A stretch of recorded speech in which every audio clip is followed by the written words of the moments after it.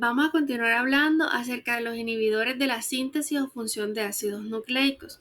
Esto los vamos a dividir en 3 grupos, cada uno va a tener su mecanismo de acción diferente. Entonces tenemos las quinolonas, los nitroimidazoles y los inhibidores de ARN. Dentro de las quinolonas vamos a tener quinolonas de primera, segunda, tercera y cuarta generación.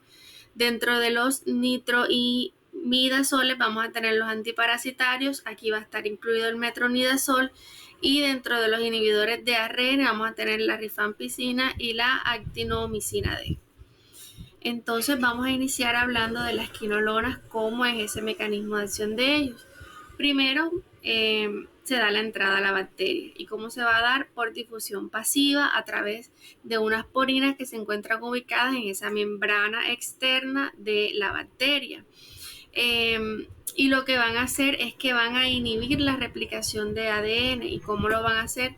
Ellas van a bloquear la ADN girasa, que es una topoisomerasa 2, y van también a bloquear la topoisomerasa 4. Entonces, en condiciones normales en la bacteria, ¿cómo funcionan estas enzimas? Estas van a funcionar eh, como podemos ver en la imagen. Ese ADN se encuentra súper enrollado. Entonces, para desenrollarlo necesitamos la acción de la ADN girasa. Esta ADN girasa va a cortar y va a desenrollar. Y una vez se encuentra desenrollado ese ADN, va a venir la ADN polimerasa y va a copiar a ambas hebras del ADN. Una vez que ya se ha copiado, entonces se vuelve a cerrar ese ADN por acción nuevamente de la ADN girasa para evitar súper enrollamientos. Entonces ya una vez se ha dado este proceso, viene la topoisomerasa 4 y va a separar los nuevos cromosomas bacterianos antes de la división celular. Entonces, con la presencia de fluoroquinolonas, se va a formar un complejo ternario, es decir, se va a formar un complejo del antibiótico, de la enzima y del ADN. Y esta enzima va a quedar atrapada y no va a poder ni cerrar en el caso de la ADN girasa, ni va a poder tampoco separar el ADN en el caso de la topoisomerasa 4. Entonces, como consecuencia de esto, el ADN va a quedar todo fragmentado, la bacteria no va a poder ni replicarse ni repararse y vamos a tener una muerte bacteriana por daño irreversible. Es decir, la bacteria va a quedar triste y confundida. Entonces, ¿a cuál de estas dos se va a inhibir? Pues eso va a depender del tipo de bacteria. Por ejemplo, en las gram negativas, como la Escherichia coli, el principal objetivo va a ser la ADN girasa. Y por el contrario, en las gram positivas, como los estafilococos, el principal objetivo va a ser la topoisomerasa 4. En cuanto a las resistencias a estas fluoroquinolonas, vamos a tener que la ADN girasa es un objetivo específico, por tanto no es que vaya a ser o vaya a existir una resistencia cruzada, y si existe pues es una baja resistencia cruzada con respecto pues, a otros antibióticos. Sin embargo, la resistencia está aumentando debido al uso excesivo e indiscriminado de los antibióticos. Por eso es tan importante repasar muy bien este tema. Y en cuanto a la evolución de las fluoroquinas, tenemos que con el paso del tiempo han ido creando nuevos medicamentos que hacen parte de estos grupos, y estos han tenido una mayor potencia, un mayor o un amplio espectro antibacteriano. La eficacia también es mejor contra bacterias resistentes y bacterias gram positivas, porque las primeras quinolonas que salieron, o por lo menos la de la primera generación, actuaba más o nada más frente a las gram negativas. Entonces ya acá ha mejorado esa eficacia y también hay menos efectos adversos en comparación con antibióticos previos. ¿Cuáles antibióticos hacen parte aquí? De esto, de primera generación tenemos el ácido nalixídico, de segunda generación tenemos la ciprofloxacina, norfloxacina o floxacina, de tercera generación tenemos la levofloxacina y de cuarta generación tenemos moxifloxacina. En cuanto al espectro antibacteriano de las fluoroquinolonas, tenemos que es de acción bactericida. Esta va a generar la destrucción de bacterias, pero esto va a depender de la concentración. La literatura refiere que tiene una mayor actividad cuando esa concentración sérica supera 30 veces la concentración inhibitoria mínima. Ahora, ¿contra qué microorganismo es sensible? Vamos a mirarlo por generación. Entonces, los de primera generación tenemos que actualmente no son muy utilizados, puesto que estos tienen una actividad moderada contra gram negativos y también porque es que estos alcanzan unas concentraciones séricas muy mínimas y se limitan al tratamiento de infecciones no complicadas de vías urinarias. A los de segunda generación tienen una actividad ampliada contra los gram negativos y aparte de eso va a tener una actividad contra gram positivos y algunos microorganismos atípicos como el Mycoplasma pneumoniae y la Chlamydia pneumoniae. Los de tercera generación, estos, al igual que los de segunda generación, van a tener actividad frente a los gram negativos. Sin embargo, van a tener una mejor actividad contra microorganismos atípicos y bacterias gram positivas específicas. Y los de cuarta generación, estos tienen una mejor cobertura contra los gram positivos, va a conservar también esa actividad frente a los gram negativos y aparte ganan una cobertura frente a los anaerobios. Entonces, ¿cuáles son ejemplos de los gram negativos? Las enterobacterias, las pseudomonas, Haemophilus influenza. De los atípicos tenemos la clamidia, el micoplasma, Mycobacterium. En los gram positivos tenemos los Streptococcus pneumoniae. En los anaerobios, aquí se utiliza ese medicamento de cuarta generación que es moxifloxacina. Entonces, usos clínicos: infección de vías urinarias, respiratorias, gastrointestinales y de transmisión sexual. Estos también se utilizan en profilaxis de cirugía transuretral para reducir la infección de vías urinarias. Ahora vamos a mirar algunos de estos medicamentos por generación. Entonces, vamos a iniciar con un medicamento de segunda generación que es ciprofloxacino. En cuanto a sus usos, tenemos que tienen una mejor acción contra gram negativos, en especial pseudomonas aeruginosa. En las indicaciones están indicados en infección de vías urinarias, gastrointestinales. Aquí también está indicado en la diarrea del viajero como profilaxis y tratamiento del carbunco. Puede actuar sinérgicamente con los betalactámicos. Se utiliza también en tuberculosis resistente e infecciones en fibrosis quística.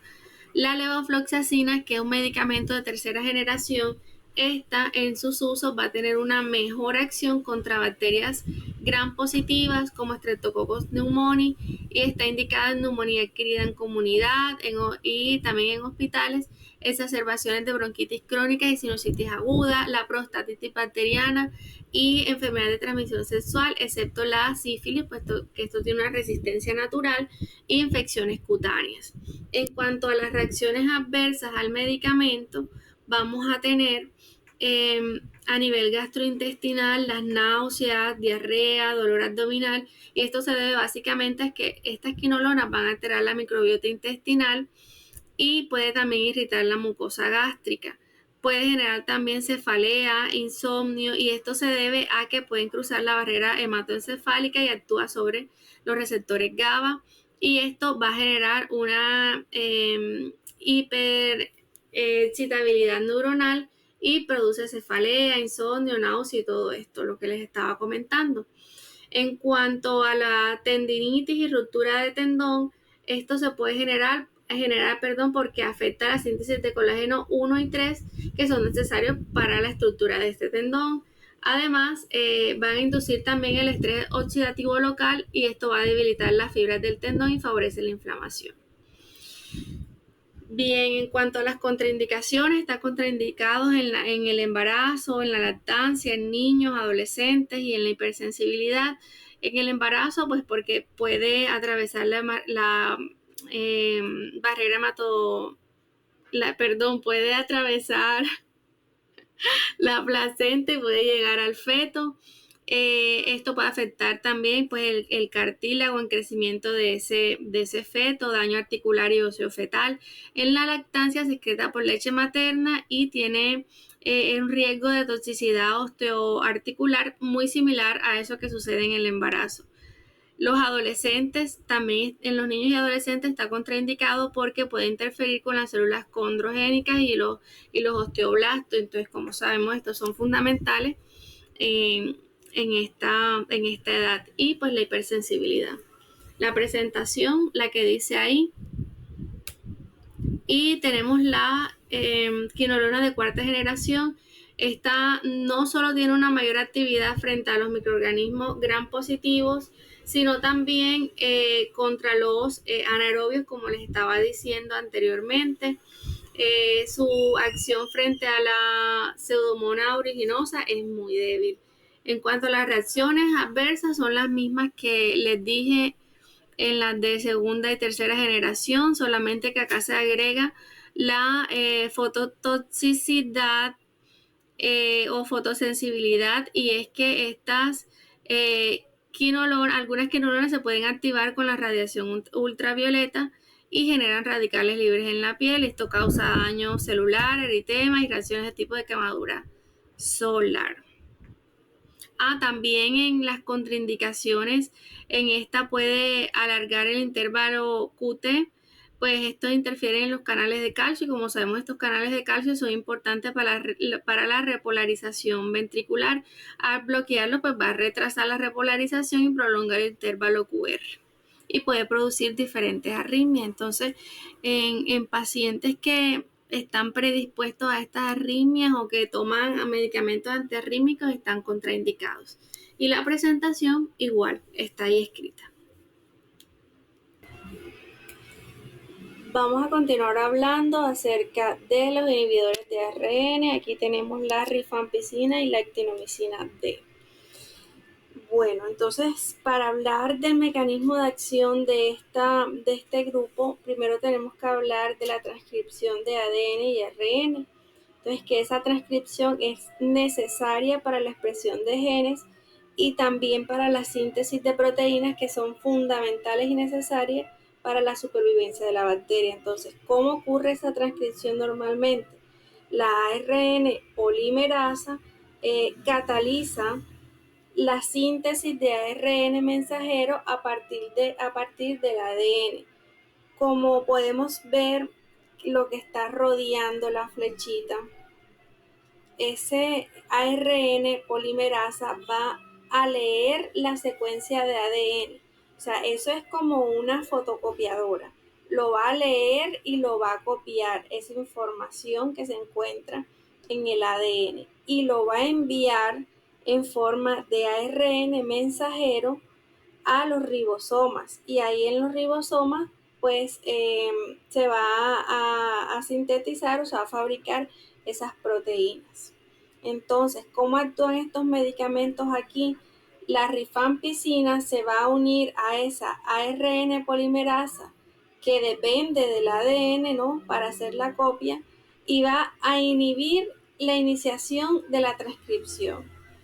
Y la actinomicina D se va a intercalar en la doble hélice de la ADN. O sea, eso va a funcionar como especie, imagínense, como un candado que está puesto ahí y va a impedir el avance de esa ARN polimerasa.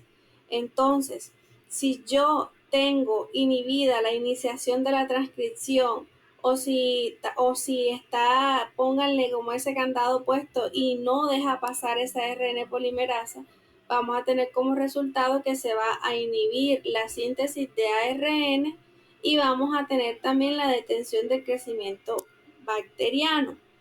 Entonces, ¿qué fármacos vamos a tener acá? Acá vamos a tener la rifampicina. En cuanto a sus usos, esto es un bactericida contra bacterias intra y extracelulares, actúa contra Microbacterium tuberculosis, Microbacterium kansasi, también contra gram positivos y gram negativos. Se utiliza también como profilaxis en meningitis y es un fármaco clave contra la lepra. Pues esto combinada para evitar la resistencia.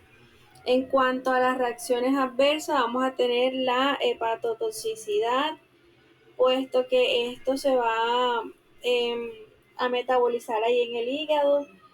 También es muy característico la coloración naranja de la orina, y esto se debe a que la rifampicina es de color rojo o anaranjado y se excreta sin cambios en orina. También se ha reportado en lágrimas, sudor y saliva.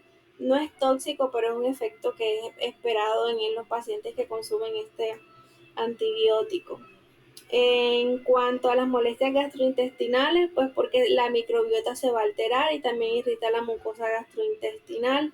Está contraindicada en pacientes que tienen insuficiencia hepática grave, por lo que estábamos diciendo que se metabolizaba ahí en el hígado. Y a pacientes que tienen hipersensibilidad, la presentación en cápsulas de 150 miligramos y 300 miligramos en solución también intravenosa. Ahora tenemos la atomicina D. Esta es utilizada principalmente en el tratamiento de algunos tipos de cáncer como sarcoma y tumores de Wilms. ¿Por qué no se utiliza tanto como antibiótico, aunque podría utilizarse? Es porque tiene muchos efectos a nivel sistémico. O sea, ella actúa afectando las células que se reproducen muy rápido. O sea, no solamente la bacteria, sino también a nuestras células o a las células que se reproducen así muy rápido. Entonces, tiene como reacción adversa la mielosupresión, pues porque inhibe la síntesis de la RNA, la unidad de ADN, y impide la transcripción. Entonces, como afecta a todas las células que se dividen rápido, la médula ósea es una de las más sensibles y causa anemia, leucopenia, trombocitopenia. Las náuseas y el vómito, pues porque pueden estimular también el centro del vómito en el bulbo raquídeo, puede tener pérdida de apetito y esto se puede dar por la difusión gastrointestinal o también porque puede tener daños efectos en el sistema nervioso central. La estomatitis, que es la inflamación de la mucosa oral, esta también es otra manifestación porque este es un tejido de alta rotación celular, y erupciones cutáneas por hipersensibilidad. Y pues la presentación la que tenemos ahí.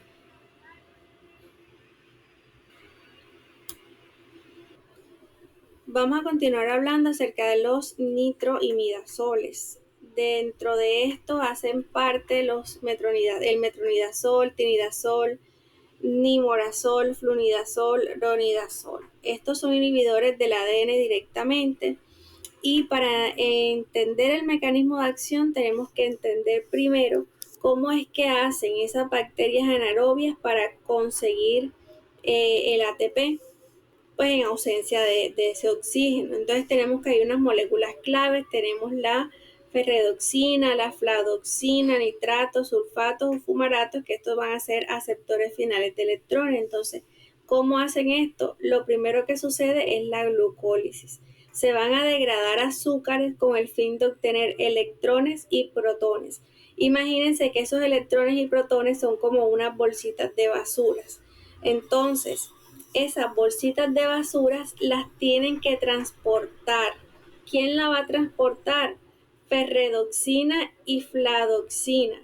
¿Y para qué las van a transportar? ¿Para dónde las van a llevar?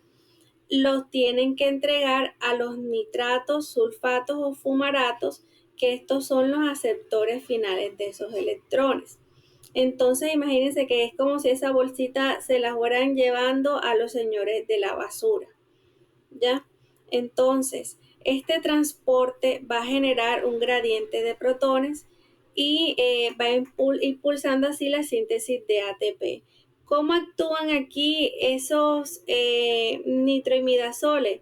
Por ejemplo, el metronidazol, que es un profármaco.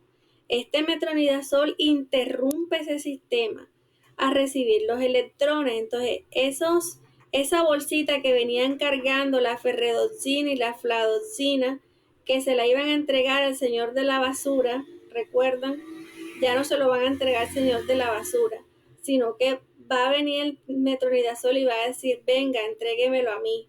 Entonces es quien va a recibir esos electrones en lugar de los aceptores normales, ¿verdad? Entonces, en condiciones anaerobias, la ferredoxina le transfiere ese electrón al metronidazol y lo va a activar, porque recuerden que era un profármaco. Entonces, esto lo va a convertir en un radical libre tóxico. Y ya siendo un radical libre tóxico, va a tener diferentes efectos, va a atacar el ADN bacteriano, y no solamente el bacteriano, sino también el protozoario. También va a provocar ruptura de las hebras de ADN, formación de enlaces cruzados. Esto impide también la replicación y reparación del ADN, y pues esto interfiere, por supuesto, con las funciones vitales de la célula. ¿Qué medicamentos traemos como ejemplo? El metronidazol, uso de infecciones por anaerobios y también por giardiasis, amibiasis, tricomoniasis. En sus reacciones adversas tenemos sabor metálico, náusea, vómito. Ahora, ese sabor metálico es porque ese metronidazol se secreta parcialmente en la saliva y tiene una estructura química que interactúa con receptores gustativos. Entonces, fisiológicamente puede estimular a los receptores gustativos tipo T2R, y esto va a alterar la percepción del sabor, las náuseas y vómitos, porque causa irritación directa de la mucosa. También puede provocar una respuesta vagal, la cefalea, porque pues aunque no es del todo claro, se cree que se debe a la penetración del fármaco al sistema nervioso central y una posible inflamación neurovascular leve. También tenemos la neuropatía periférica, y la causa de esta es por la exposición prolongada o dosis muy altas de ese metronidazol, y puede generar pues muchos radicales libres en el sistema nervioso periférico, y eso causa daño axonal y desmielinización. Ese efecto antabus, ese efecto es que el metronidazol lo que va a hacer es que va a inhibir el aldehído deshidrogenasa, y esa aldehído deshidrogenasa es una enzima que metaboliza el acetaldehído, que es un producto intermedio del metabolismo del alcohol. Entonces, cuando la persona está consumiendo ese medicamento y consume alcohol, se va a acumular ese aldehído y va a causar vasodilatación, hipotensión, náuseas, vómitos, taquicardia, cefalea. Es una reacción aguda y es muy desagradable. Entonces, este pues es usado para tratar el alcoholismo. En cuanto a las contraindicaciones, está contraindicado en el primer trimestre y lactancia. En el embarazo, pues porque produce es teratogénico, y en la lactancia porque se puede excretar por la leche materna y puede causar efectos adversos en el lactante. También hay riesgo de neurotoxicidad en ese lactante, y la hipersensibilidad. La presentación, la que ustedes ven ahí.